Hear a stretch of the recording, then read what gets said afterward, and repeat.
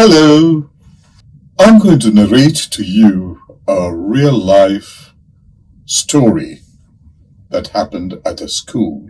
The school was like any other school, and in one of the higher grades, there were a bunch of students. Some of them were brilliant, and the other, they were average and below average. Now, the teachers had a problem of coping up with this group because they had to go slower for the average students, whereas the bright students were getting a bit impatient, and until the headmaster came upon an idea of creating two divisions or two sections where the brighter students were in one section and the not too bright ones were in the other section. And this was to make it easier for the teachers to cope up with the students. Soon a new teacher joined the school to teach some special subjects, and he was taken for a round of the school. They made the rounds, and the headmaster brought this particular teacher to the section where the not too bright students were in. He introduced the new teacher to the students, and he told the new teacher, "These students are brilliant. They're one of the best. They need to be handled with velvet gloves. They're so good." The students were a bit surprised, a bit shocked, because they'd been spoken so highly about. And then the headmaster took the new teacher to the other class where the really brilliant students were there.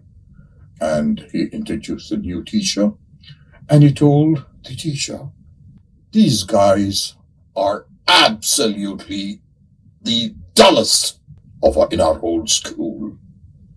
They are so dumb. Even a nail would get into a wall, but to get a lesson into their head takes one hell of a time." And so the teacher made a note of it, and those boys were brilliant. Those girls and boys were brilliant. They were shocked. Now, months rolled by. The new teacher began to treat the average students as though they were the world's best. And the way they treated the students began to study the lessons, do their homeworks, come regularly, have a great attendance in all classes. They began to really focus, listen to what was happening at the class, and they were absolutely up to date with what was happening in all the subjects. And the exams came, and all students sat in the exams, and it surprised everyone when the results came.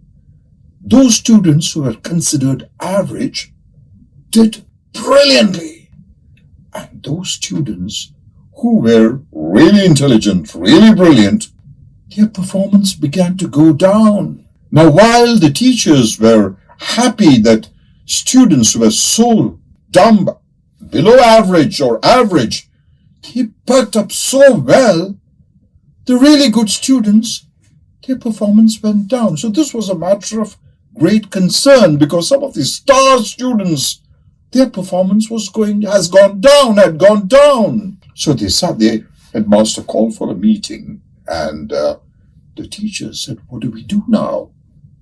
Then he made a statement. "Students see themselves exactly as their teachers see them." Now, I knew what was happening with the students who were below average. And all of us, we tried everything to make them, we've criticized them, we pulled them down, we punished them for not being up to standard. But then I said, let's try a new approach. And then I praised them. I said they were the best. And so the new teacher apparently began to look at them as the best, and he treated them that way. And that brought about the change. So this is a great story that students see themselves exactly as their teacher sees them. I'm sure you got the point. So all children, all students, whether they are school-going or college or university-going students, they all have all that is required, just like diamonds, just like unpolished gold. Unpolished gold or diamonds, they require different treatments to bring the glitter in them. Likewise, every student needs to be treated differently so that to bring out the best in them. There's no such thing as one size suits them all or one method of teaching suits them all. A good teacher has to learn, understand each student who's there and then tailor a method of delivering every lesson, every class in a manner that all the students get it. I'm sure you got the point. I'm sure that you will treat every student as though they are the world's best. And trust me, they will turn out to be the world's best. Be blessed.